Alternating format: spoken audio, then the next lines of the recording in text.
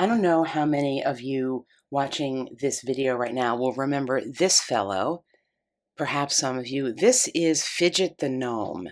And Fidget the Gnome was the central hero in a video I did called Dungeon Crawl DIY. And put a link to that video below so you can find out why Fidget the Gnome was beloved from that video. And as that video was ending, I was saying, and I got a lot of comments saying, do something else with Fidget the Gnome. And I have found the right thing, I think, to do with Fidget the Gnome, which is this video. This video is going to be further adventures of Fidget the Gnome. It's going to be another way to do a dungeon crawl DIY using, I think, almost totally different materials. It's going to be using totally different materials and supporting materials and resources than I used in the other video that Fidget was in, including the entire character of Fidget and the stats and everything like that. And we'll get into that in a minute. The overall types of materials I use are going to follow my sort of four-part structure or concept for what is useful in putting together solo RPG sessions that allow for the richness of both game mechanic and emotion and story to develop. And those I first outlined in my Easy Ways to Be Your Own GM video, which is linked below, and hopefully you can see a link to that right now here as well. Those are generative resources, suggestive ones, restrictive ones, and a rubric. And I'll talk about what that all means a little bit as I go through this video, but the details of that are in the Easy Ways to Be Your Own GM video. So, Fidget the Gnome. Fidget the Gnome is going to have an adventure, and what I have decided I want to use here, the main the rubric, the rules that I'm going to use for Fidget and basic stats are not this. This is something else that's coming at some point to the channel, Pocket Lands Overland Travel.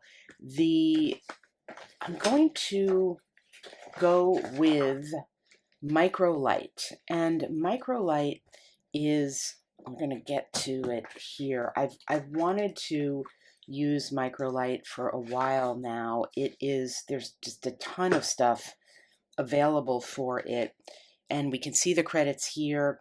It is a trimmed down sub-miniature version of the Primary Fantasy rules that is based on 3.5 basically. And it's almost overwhelming how much material there is for it, and I have just a variety of things printed out. We're not going to get into all of it. In microlight, there are 3 stats. There's strength, dexterity, and mind, and to create them, it's 4d6, drop the lowest, and it explains how you get the stat bonus for whatever your stat is. It's your stat minus 10 divided by 2 and round down. And gnomes are one of the races here, and there are various classes. Now, if you recall, Fidget had a background as a performer, so I'm going to give him, so he's going to end up being a bard, but he was also a magic user. And just to kind of sum up what we knew of Fidget's life, he has some relationship to the court, to the queen. He was taken in by her, or was her special page in some way, her special performer, musician, and in the other adventure was attempting to retrieve an antidote to a poison to save her from being poisoned. And I am going to use, this is the DM 3.5 DM guide. What I'm going to use from here is this, Table 318, which is the random room contents generation. As we get into rooms, I will roll on here to see what is there, and that will be the basis for generating what we're doing, where we're going, and things like that. So that's one thing I'm going to use. I am also going to use the 5th edition monster manual, I think, when we encounter something, to look it up here and see if there's anything of relevance, because the stats in Microlight are pretty basic. Well, the stats are basic, but the description is pretty basic, and in essence, it is just the stats. So I'm going to want to build that out. For example, here is what you get, and I'm going to want to build that out.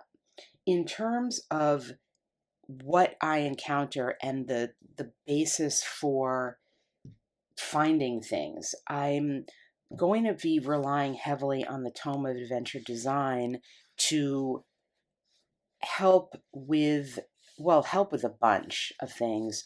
The monster book is, I'm going to be relying on this to roll to see, first of all, what we get. And I will be following the major monster categories, although in the beast, and this is part of my, in essence, the GM prep, what I will be doing, what I've already started to do, is to, I'm not going to use the entire beast table because it's just not thematic. You know, I don't want to encounter like a peacock or something, or a clam in my dungeon, because I know I am doing a dungeon crawl. So when I roll on beast, I did I'm making like a D6 table here to encounter that would be in a dungeon, like rats and bats and things of that nature.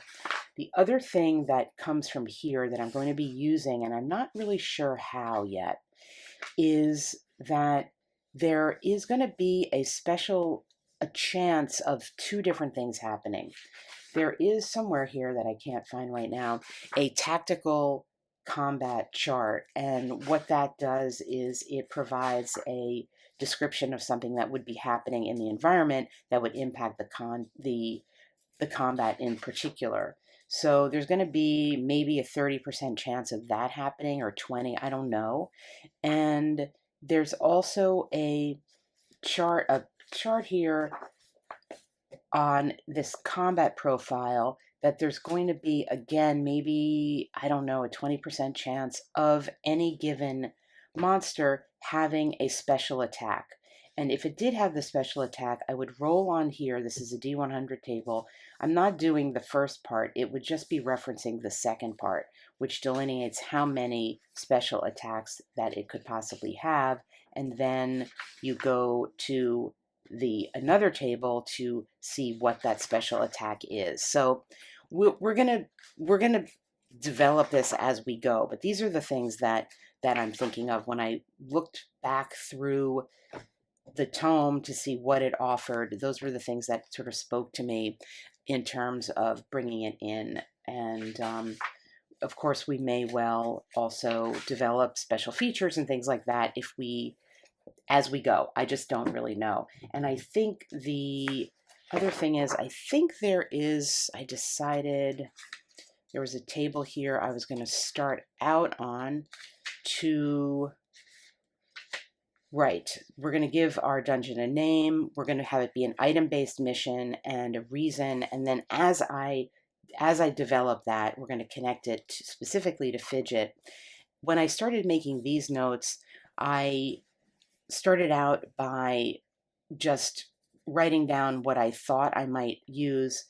I don't have them out yet, but the DungeonQuest tiles, these are from not the 4th edition of DungeonQuest, the earlier edition. You'll see them later in the video if I decide to use them. Obviously pulling stuff from my wallet, the Microlight, and I said maybe the Monster Manual. So these were just some sort of notes that I was making to myself as I was thinking about doing the video.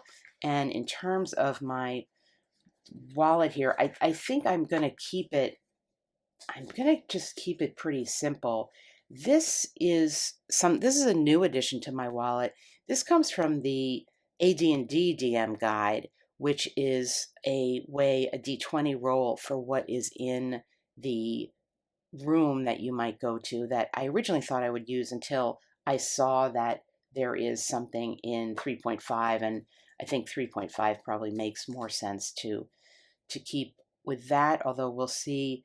This is these are probably actually the ones that I might use. This General Oracle from Scarlet Heroes, the DC. I have to think about what it is. Microlight is you roll a d20 and add, and you have a difficulty. So this could be a good reference. And then my general percentile table that I use almost in every video. This is actually a good one too because it's d20 based. So we will probably stick to those, and probably need that. So that there's not going to be any weather in the dungeon, although there could be some environmental factors. So these are things that could come in from my wallet, and that's what I'm thinking right now. I am going to do. Oh, and one more thing. I just bought this, and by the time you watch this video, I may have already done a short video on this. I don't know if I'm going to do that. This is Arcane Artifacts and Curios by Madeline Hale, who did the Table Fables books that I actually do not own, but a lot of people have told me I should get. But I just bought this, and it is actually a D1000 book of artifacts and curios. What's great about it is that each entry has not only what it looks like and what it does, but a history. And this is why I bought the book. I'm going to be outfitting Fidget with some things, or Fidget's going to find some things. I don't know, but that's going to help me with the story too. And that, I think, is the extent of the GM prep kind of decision making that I'm doing at the outset here. There may be other things that come into play, and by the time I put the video through editing, in the video description will be a reflection of things I actually did use. Maybe I didn't actually use all of these things, who knows, but this is what I have at the outset. And to put it into the concepts that I talk about on the Easy Ways to Be Your Own GM video and elsewhere, the basic rubric is going to be Microlight. That's the rules structure that I'm using. My restrictive resources, some of them are in here in the wallet. The types of oracle tables that I would roll on. The suggested resources I'm not showing you right now, which are going to be the tiles from the game DungeonQuest, and we'll look as we go and see what the pictures on them are, and that will be helpful in addition to rolling on the room generation guide here in 3.5. And also I'll be using the monster manual as a kind of suggestive resource when we encounter something and I want to build it out, or to give a suggestion of perhaps how that monster might respond, how we might interact with the monster, so it maybe isn't just basic combat. And of course the generative resources are, in this case, a lot of random tables that I'll be getting, and things like the histories that come up in the Artifacts and Curios book, and the dungeon dressing that I'll get from here. All right, we're going to take a look at Fidget here. When I drew the character, it ended up being pretty young, so I think we know from this that this is maybe Fidget's first adventure. This might be his first foray into questing. We'll figure that out as we go. Fidget in this incarnation is going to be a magi, a wizard in training. We don't know that that's going to last over the course of his life, which will be a long one, but for the moment, he is a gnome magi, and I gave him some basic stuff. This low-level magic cloak is my invention. It is meant to help out a little bit since he's going to be on his own with a +1 that will contribute to his AC, which is only a 12. He's got a bastard sword for 1d10 damage, a lantern, a silk rope, a shovel, a spellbook, a backpack, and a small staff. His only skill benefit is knowledge +3, and you can see his basic stats here. He's got nothing special, nothing terrible, and the way this game works is you get the bonus plus your level. So his melee bonus will be at a 3, missile 3, and magic 4. He has a bunch of spells, and I won't delineate all of them except to say that in this game, casting a spell, you have access to spells, all spells at a certain level and below, and in his case that's level 0, the cantrips, and level 1, but they cost HP to cast. So the cantrips will cost 1 HP each, and his level 1 spells will cost 3. You have the choice of specializing or having a favorite spell which costs 1 less HP to cast. I went with sleep. I was considering going with maybe something that's a cantrip so it doesn't cost anything, but I think I need something that's going to help me out defensively. So he'll be able, at the cost of 2 HP, to put 4 HD of creatures into a slumber for a round of combat. The difficulty here is his HP is only 7, so I hope we know he lives. I don't know. We know he lives, but we'll have to see how that happens. I made some notes here that the DC, the suggested DC for easy is 10, moderate 15, and difficult 20. I'll probably be using 12 as a default, depending. I don't really know. Key here are this action point. We have 1 action point that we can use per adventure, and the thematic description of the use of that is for a heroic effort, or luck, or a second chance, or an advantage in combat. So in essence, you can use it to do a reroll of something, to to save yourself in some way. So we're going to hang on to that. That's a precious thing to have. And this is Fidget. Fidget's going to be going into some dungeon for some adventure. The last thing that he's going to get is he's going to get a random arcane artifact or curious curio from this book. And the way this is going to happen is we're going to roll a d10. First, we got a 9. That means that the thing that he will be carrying now, I don't know yet whether this is well, he got a trinket, so that's thematic to what I usually do. And within the trinkets, what did he get? He's getting a 68. And so the way this works is that's actually going to read as, I believe, 968. So we'll look up 968 here. And he has a stink bug of disguise. It's a long, lazy, a stick bug. A long, lazy stick bug in a jar. The enchantment, once per day, the user can blend in perfectly with their surroundings. The effect lasts for 10 minutes. That's actually really helpful. History, no one knows where this object came from or why it came to be. Well, you know what? I'll take it. That's a great trinket for him to have, and his trinket is going to be something that,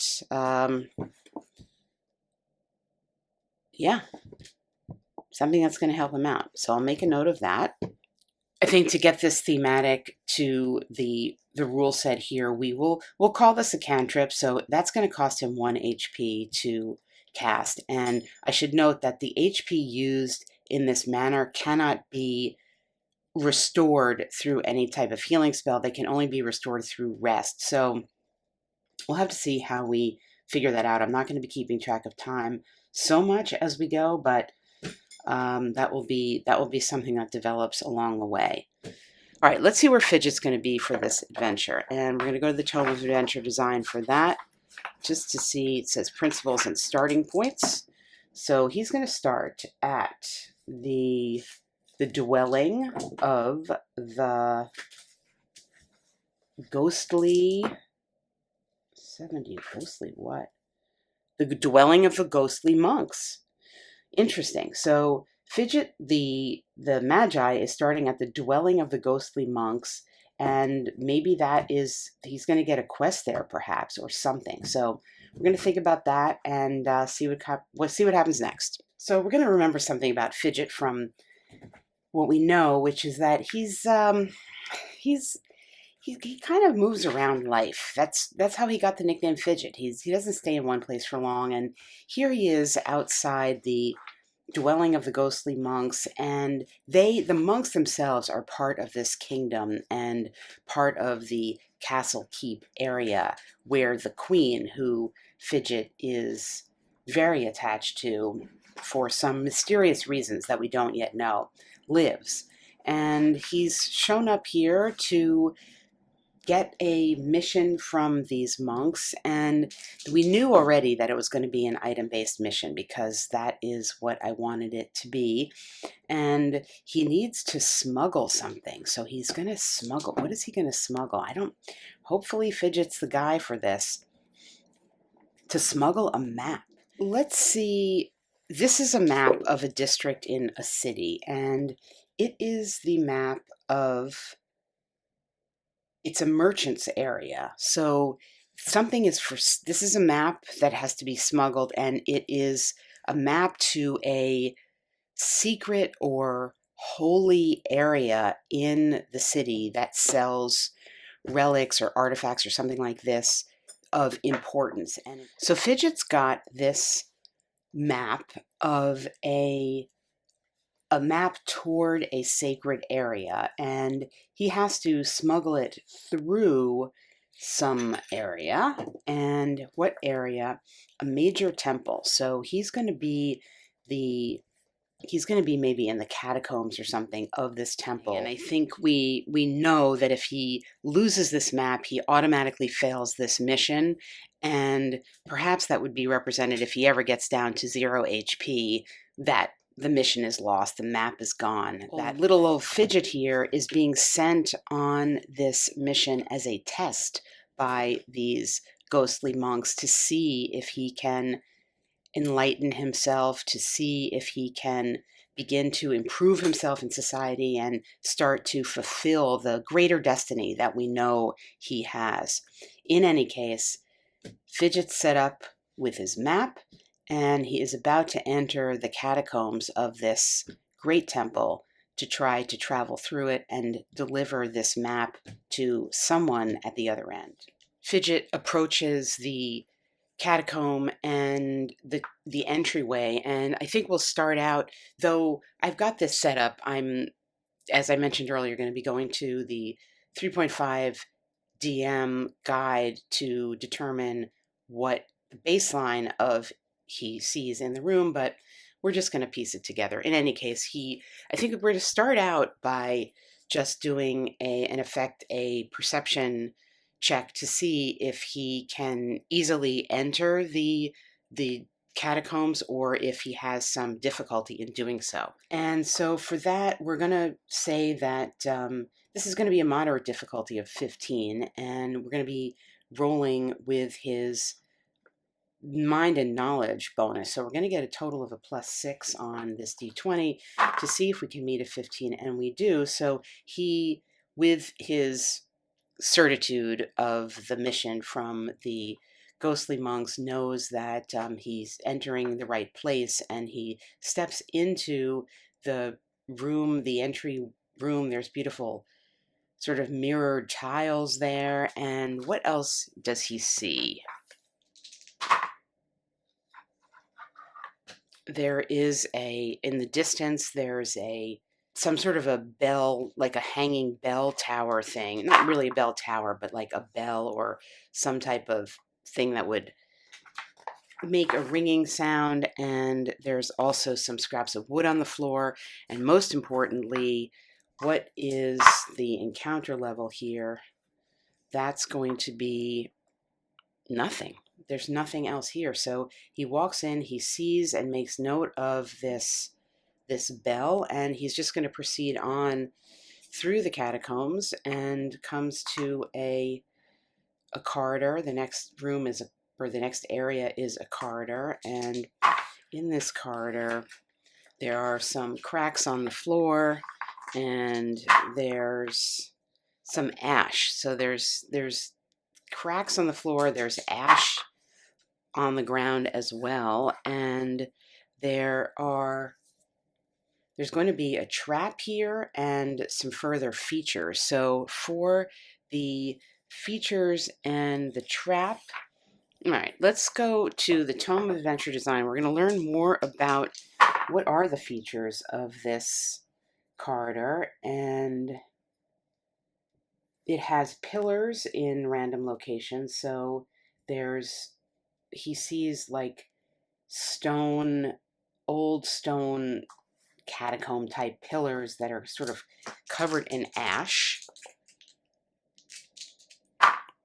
And down at the end of one of the hallways, he sees an archway that has carved skulls on it that are hanging at the top of the arch, leading perhaps further down into a crypt or something. And maybe that's the thing that is trapped. We know there's a trap here. We don't know what it is yet. So there's an arched entryway here, and down this way is a statue, and it's a statue of a person, and the person represented appears to be a monk. It is perhaps signaling the crypt of one of the central monks from this order that's down this passageway here at the entryway to down the entryway to the catacombs. And I'm realizing I'm going to probably need to make a note of these things. So as Fidget enters here, he sees essentially it's a shrine, and we could investigate that shrine or go down this corridor further. Now, as I said, I know there's a trap, so at a certain point, Fidget is going to trigger that trap, and we will see. We got to figure out what that trap actually is. Now, Microlight itself has a list of traps, so I'm going to go to that. I'm going to go there to see what trap is triggered by Fidget. So the first thing I'm going to do is roll this d3 to see how bad is his luck. Well, it's just a level 1 trap, so that's not so super bad. And there's 3 different types of basic traps that I've got as a possibility, and this is a poison dart trap. So as Fidget enters this corridor, there's a poison dart trap coming out of the walls, and this does 1d4 plus poison per dart, and it has 8 darts.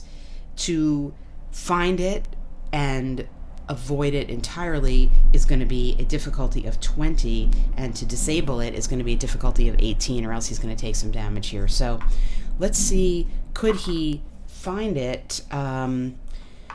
Well, to find it, I guess he would be using his mind plus his knowledge, so we'll give him a +6 on that, but he's got to come up with a 20 for that. Oh, wow.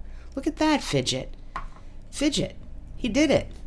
He rolled exactly what he needed to detect this trap, do what he needed to do to get out of the way of it, and step into this corridor and see amid the dust and the ash that's here to his right. He sees this shrine to the monk, the head monk, and to the left is beckoning a hallway with this arched door. So the question is he going to pay tribute in any way to this shrine? And I think, knowing Fidget, he has respect for his elders, and he's going to do that. He's going to pay some tribute. I made an error with the roll my calculation for the success of Fidget detecting that trap, and I put the note up in the video, but I'm taking a moment here to talk about it because, first of all, you can see here that he could have maybe disabled it. I made a mistake, bottom line. And the way I can account for that from the rules is we do have this action point, and it could be used for various things that are given names like heroic effort, luck, a second chance, etc. The bottom line is that you could do a reroll, or I think you could even add on one. So I'm going to say that we used our heroic action point there, or our action point there, and that is mechanically how I will account for the fact that indeed he should have been wounded by that trap, but we'll give ourselves that ourselves that penalty. The reason that I'm doing this as opposed to just giving myself the penalty is that I also failed to note that I needed to adjust the damage of the trap here. And I said there were 8 darts, 1d4 plus poison per dart. That could have just killed Fidget here. So, of course, I could have done anyway, bottom line is, when you're doing solo play, sometimes you make these mistakes. You make a mistake and realize that it's a calculation error or a rules misunderstanding, or in this indication, I didn't really adjust the trap properly before I put it into the game. Of course, I could do that after the fact, but in this case, I think the worst penalty for me is to lose this action point, which I would have liked to have had to use. Thematically, in terms of the story, we're just going to say that Fidget is a well-meaning gnome, and he is perhaps a little bit filled with a little bit too much exuberance and bounded into this crypt without thinking and sprung this trap, and the gods were looking down nicely upon him, and he was actually able to do something that typically he would not have been able to do. So what we're going to do now is we're going to go to an oracle, and Fidget is looking at this shrine, and he doesn't have much. He wants to do an offering to the shrine, and the only thing he's really got is this map that he's carrying and that he's smuggling, and he isn't going to give the map to the shrine, but I think he's going to turn to the statue of the monk in this shrine and just sort of take this tattered map out of his leather pouch that's within his garments and just offer it as a just show it to the shrine. And the question is, when he does that, does anything magical happen as a result of that? And we're just going to give it a straight up, we don't know. We don't know if anything, well, we'll say, does anything good happen? Does anything good happen as Fidget is standing there? I've sort of reorganized my display here so you could see what I'm choosing when I'm doing these rolls. He's offering up this map. Does anything good happen from this offering? And we didn't know, and so we rolled yes, something good, but we're at the low end of that.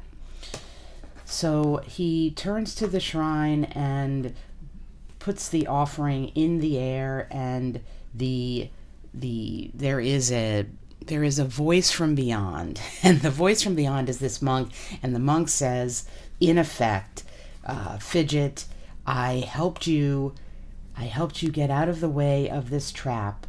However, I'm not doing that again, and indeed, this has raised the danger level. You have alerted the denizens of the crypt, and your journey through is going to be harder. And in fact, as Fidget turns around and looks down this hallway here through the arch, he sees something coming toward him.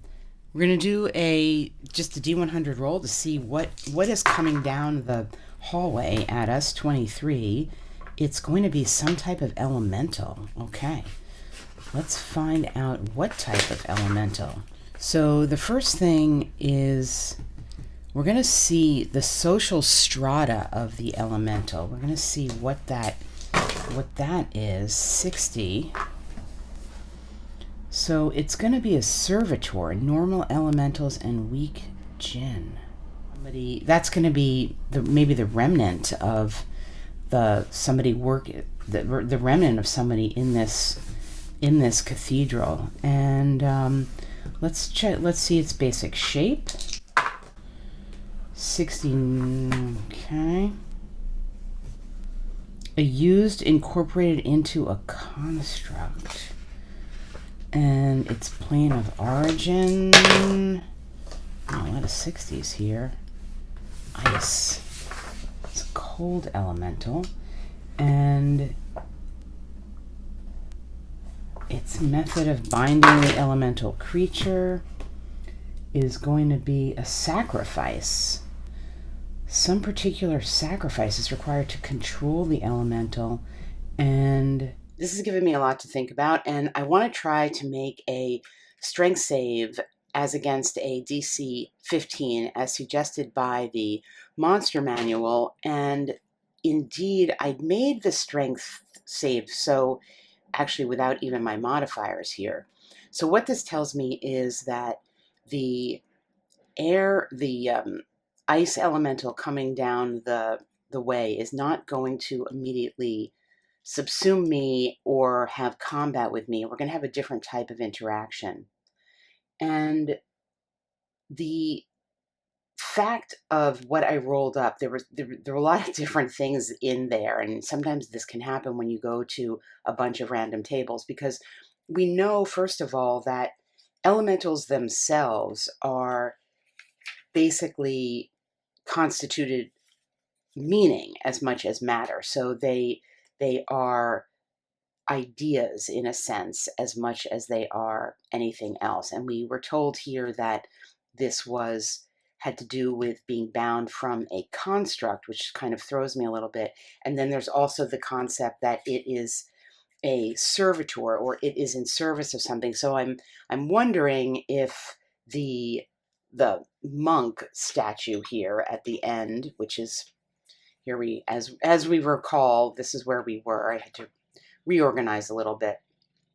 That the monk statue here, when Gimlet interacted with it, summoned forth this this ice elemental. The fact that it is ice, that the incarnation of the water is ice, what that suggests thematically is it is a slowed down version. And again, the fact that we were able to successfully do that strength save tells me that we're going to have more of a slowed down type of confrontation or interaction, and not just an immediate combat. So what I want to do is I want to go to, well, whoops, I ran out of space there, but what I started to say is I want to go to this traits table. This is from the DM, the AD&D DM guide, and it's a D12, D6 table, which I've never quite known what to do with. So what I'm going to do is roll the D12, but then this will be my control die. So if it's odd, I'll read here, and if it's even, I'll read here. Anyway, we're going to roll just to see what, so it's the third thing in the second column. The trait of this is it's opinionated or contrary. So what this tells me is we've got the ice elemental sort of being summoned by this statue, this monk, or I guess it's a monk, the ghostly monk who is enshrined here. And there's a conflict between the two of them, not between Fidget and the elemental, but between the summoner and the summoned. And what is the conflict about? Well, the conflict, I think, is about whether or not Fidget is going to be aided by this elemental to make his way through the crypt, to smuggle this map, to deliver this map wherever it needs to go. And the ghost of this monk was summoning the elemental to help, and the elemental is, maybe a little testy elemental, maybe not so thrilled about the situation of helping. So this is where the tension is. This is where the opinionated elemental comes in, and it is floating down the hall, and there's this confrontation, and of course poor Fidget is in the middle here. And Fidget, perhaps this is the first example of many where Fidget's like sort of in the wrong place at the wrong time, not due to anything that he ever did, and he's looking around this crypt and thinking, how did I get into this situation where this ice elemental and its summoner are arguing? So we remember that in this area, there are these stone pillars in the corridor, and there's some ash on the floor, and Fidget's like, I'm out of here. I don't want to stand in the middle of this bickering elemental and its summoner. And we recall that he has this trinket. It's the stink bug of disguise. It's in a jar, and it allows him to blend in perfectly with his surroundings for 10 minutes. So what he does is, as this bickering is beginning and he's sort of in the middle of it, he slips behind one of these stone pillars, these like catacomb stone pillar things, and he opens his jar, and the stick bug of disguise comes out. This is going to cost him 1 HP to cast this spell, and it's going to be non-recoverable through a potion. It's only recoverable through rest. He's going to take that risk, though, because he just wants no part of this. He can only cast this once per day. I think it's once per day. Maybe it's once per adventure. I will figure that out. But in any case, he's dealt with that. So he opens this, and he blends in perfectly behind the stone pillars, these massive stone pillars. He sort of hides in one of the indentations as this confrontation is happening, and is going to gracefully, in a way, for him, escape through to the next area of this crypt, and that is going to be, here we go. That is going to be, let's do something random. This. Something. I don't know what this is. Let's have a look. Boxes. Maybe these are sarcophagi. I mean, we are in a crypt area. In any case, he escapes down this corridor into a room area, and now we're going to go back to my table from 3.5. All right, so we're going to roll here on this D100 table to see where Fidget is. And actually, I realize I'm gonna do this so that we can have the ability to walk this way or that way. All right, what did we get? 66 is going to be features only. All right, so Fidget's walking in here. We see that there are some sarcophagi, and let's go to this features. I got so many options for features, and whoops, let's see what we got here. 82. Oh, that's funny. We have a toppled statue. Well, that makes some thematic sense. So we're in, there's some sarcophagi, there's some toppled statues, 47, and a horn. I don't know what the horn would be. Although there was some bell, I recall, early on. I think there was a bell. So that, thematically, maybe that suggests something like, well, notifications or an announcement area of something. So perhaps these statues, the toppled statues here, are the indicators of the other monks that are buried here, and further suggestion that this statue here, whose Fidget looks down, just crouches and looks down the hallway and still sees this ice elemental arguing with his summoner here. So he doesn't want to linger too much, but he's amid these sarcophagi, and I guess I'm just going to have him keep going. Why not? I'm going to have him keep going, and so he's just going to go down into another room here, and we see some wood on the floor. There had been wood and ash and things on the floor in the other room. And now in terms of his actual destination, truly we don't really know what his actual destination is. We haven't have not ascertained that yet, but we know it's here somewhere. So we're going to go back to that table.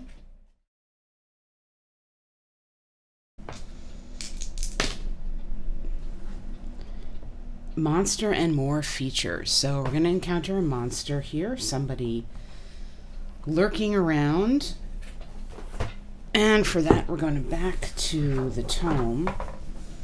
And we're going to give this a roll. Let's see what is here. 47. It is a horror. Ooh, that makes sense.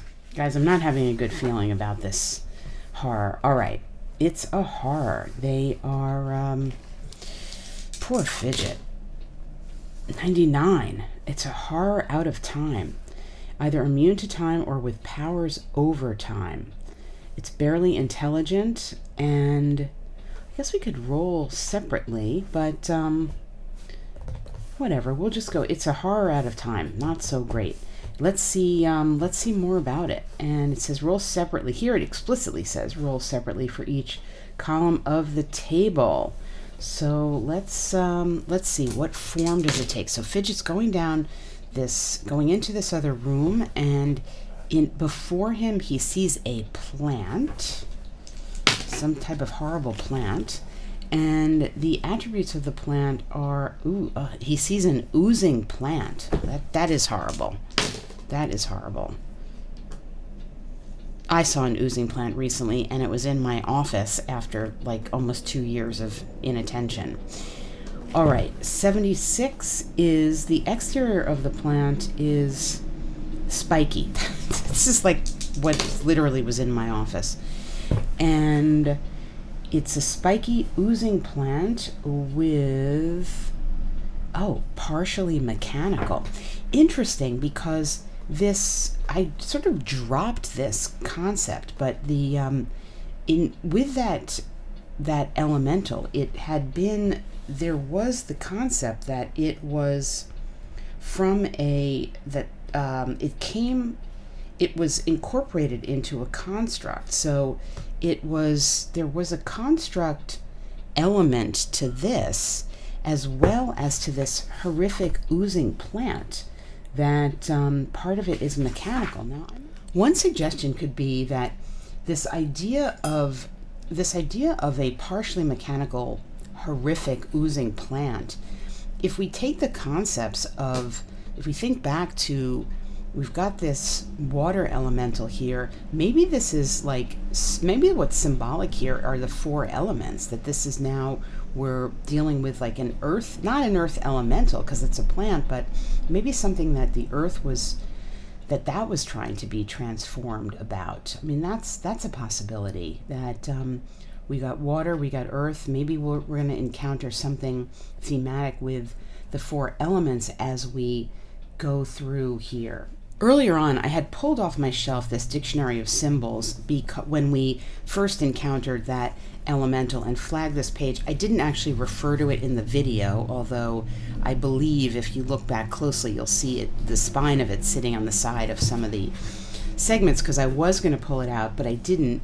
But I am now, because I want us to look at this Masonic system of elements chart here, because I do think that in this story, we said early on that this adventure, this quest for Fidget was going to be something to do with Fidget's development as into full gnomehood, and he's a young gnome here, and this is going to be formational. And that I said at the outset of the video, I didn't know where Fidget was meant to smuggle this map to. That I knew that it was through this space, but I didn't really know the endpoint. Perhaps what the endpoint is when he gets to the 4th room that has the symbol of one of the 4 elements. So we've seen the water element with the arguing elemental, and we see this earth element. This is a kind of abandoned plant. So if we go to if we're looking at this table, and we see that the human adjunct, or in this case, the gnomic adjunct for the water is the soul. And so extrapolating from the scene that we had of that animated kind of elemental, we can say that that represents perhaps that Gimlet's soul is animated in some way, either through this quest or as part of this portion of his life. And the body here, this seems to be somewhat abandoned. You know, it's just this plant here. It doesn't seem particularly threatening, and it seems perhaps even neglected. So maybe there's a way in which the physical life of Gimlet is somewhat neglected. Now we know from Gimlet, and we know from the future that we can tell that Gimlet has a relationship to the crown, to the kingdom, to the queen in particular, that she has taken him in, or there's some connection that he has to her. And in later life, he becomes a bard who is performing in her kingdom, and also attempts, when he is much, much older, to get the antidote to a poison that she has ingested. And all of that is because of this connection that he feels to her. And maybe this plant is symbolizing his neglected gnomic physical aspect, that in his youth, prior to this even adventure, he was physically left alone, and the queen somehow took him in. We don't know how they met. Maybe that's the subject of another video, but she took him in, and he is an adjunct to the kingdom, and that is where he is living his life now. So I think in order to determine that we have found the place where this map needs to go, it will be when we reach the fourth room that symbolizes the element. And right now we haven't encountered fire, and we haven't encountered air. So we're gonna proceed at this point. And we'll go along to, doesn't really matter if I randomize these, because, oh, well, I guess maybe it does. We are seeing here a black pit of darkness here, and this is perilous, to say the least. And let's take a look. So Gimlet is wandering by that. Not Gimlet, I'm so sorry. It's Fidget. Gimlet is a different gnome. Anyway, Fidget is wandering by. Maybe they're cousins. In any case, and he sees this. Well, does he see this pit, or does he fall into this pit? Let's actually see if he sees this pit. This is going to be a moderate difficulty, so he's actually got to get a 16 or higher on his. I'm going to say it's survival and dexterity. So he's got a +2 modifier here, and where is my D20? Here's a D20. And he's got to get the difficulty. This is at least a moderate difficulty. So we re-roll a 2, and decidedly not. So poor Fidget does not see this pit, steps into this room, and indeed tumbles down into it. And he's going to get wounds here. I'm going to turn to the rules to see if there are specific rules for falling, as there often are. And there are specific falling rules for this hazard. So it's 1d6 damage per 10-foot fallen. You get half damage if you do a physical plus a dexterity save with a DC of the depth fallen in feet. So let's see, first of all, how far did he fall? He fell 13 feet. So we need to do let's see if we can mitigate this damage with a save with his physical and his dexterity. That's going to be a +2, and he's looking for a 14 or higher. 12, 13, 14. Oh, he just got it. So he's going to divide his damage in half, and he fell 13 feet. So it's like 1d6 plus a little damage. So let's see, he's got damage of 4. He's going to put that in half because he did the save. So that's a damage of 2. And I don't think the additional 3 feet is going to matter much. So he got 2 wounds, which is pretty significant actually, because that's a third of his HP. So he's down to 4 health, and he is in the bottom of this 13-foot pit. What does he have here? He's got Fidget. He's got a silk rope. He's got a silk rope, but he can't throw the silk rope up 13, toss it up 13 feet. And I don't think he's got much that can help himself. He doesn't have any type of levitation spell. He doesn't have much, actually, at all. He's got a shovel. I mean, he's got a shovel. And he has a small staff, and he does have his lantern, so he's going to turn that on and get some light. I mean, maybe it's been on. I need to think about this. I need to think about what he can do, because he is in the bottom of a 13-foot pit. Here's the question. If you're in a 13-foot deep pit, let's say the pit is made out of dirt, let's just say, and you have a shovel, can you dig on one side of the pit dirt that you then put to the other side of the pit to slowly make some type of steps or mound out of the pit? Can you do that? That is all I can. It's sitting here thinking about this. I haven't moved from this spot. I've just been thinking. That's the only possibility I came up with in terms of what he has. That's what he's got. Now, the question is, he has detect magic, a ghost sound. He's got a mage hand. What is the mage hand? Let me remind myself what the mage hand is. All right, well, actually, the mage hand is not going to help, but he's got something called floating disc.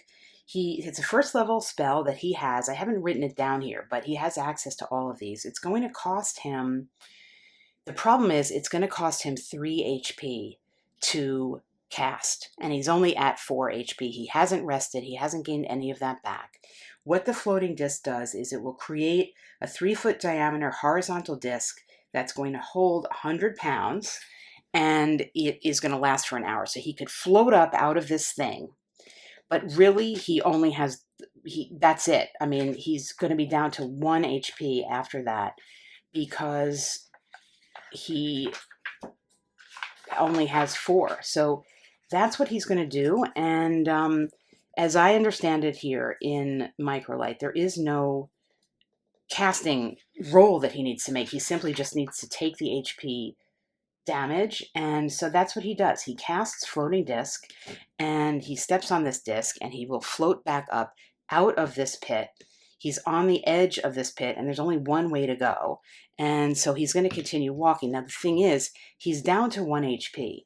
And as we said at the outset of the video, if he loses his HP, this represents the failure of the task, not his actual death, because it is a known fact that he does not perish in this adventure. However, as you can see, he has encountered a dead end here. There's an empty room with a floor in it. There's possibly a crack in the floor that maybe it's connected here somehow. We're going to go to our table and see what might be in here, but we're going to have to, one way or the other, we're going to have to backtrack around this pit, and I don't want him ending up in the pit again, because then we will be stuck, because we won't be able to cast, we will not be able to cast that spell. So, whoops, wrong book. Let's go here and see what we're going to encounter in this space based on the table that we have been using, this random table here. And that's going to be 50, 55. Features only. So we see the features here. It's a wooden floor. There's a hole in the floor. It doesn't look to have anything else in here if we're going by these tiles, which I guess I've kind of kind of gone back into using. And he has to backtrack. He's got to backtrack. He went the wrong way. Clearly, to find the rest of these, at least 2 other rooms that he needs to pass through in order to complete the smuggling of this map, he's got to go back this way, and it must be down here. It's the only other way to go. So he chose wrong when he went this way. So he knows he has to avoid this. He's going to have to walk along the edge of this pit, and failing that, he's going to end up in it again. He's going to end up in it again. Now, he just doesn't have the HP to cast any spell. He has some spell that would allow him to float down, but he doesn't have the HP left to cast it. And let's see. I don't know. He's got to just this is going to be, I'm going to give this a difficulty. I mean, it's at the least, it's a moderate. This is probably pretty difficult, so I'm going to give it a 17 DC, just to be fair, to walk along the edge of this pit safely. And he's going to be using his dexterity. Now, we can make the case that he'll get the knowledge modifier instead of survival because he is aware of it. So that is knowledge, loosely defined. So that's a pretty big difference, right? That's going to be a +5 versus a +2. I'm going to take my liberty and give myself that +5, but it is a DC of 17. So we have to come up with an 18 or more. And you know what? We don't. Even with that benefit of that knowledge, he just fails, and he slips back down into the pit. He's back down in this 13-foot dirt-floored pit, and he can't cast a spell. He has his shovel still, so there's the possibility that I gave of like digging his way out, if that's even a thing. And I don't know what else he can do. He's got a backpack with his stuff in it, a small staff. He's out of spells. I don't know. I mean, the other possibility would be to take that shovel and sort of try to dig through the side and maybe make his way up, but this is a dead end. So I don't know. Fidget's in a pickle and pickle jar, and it's a pickle jar of a 13-foot pit, and I don't know how to get him out of it. So, for the first time on the Geek Gamers channel, I'm going to pose the question to viewers who watch this whole thing. What should I do to get Fidget out of here? If you keep watching the video, you're going to see a list of everything he's got, and I would say the physical items that he has. He can't cast any spells. And I'm open to thoughts and suggestions in the comments as to what should happen to Fidget to get out of this mess.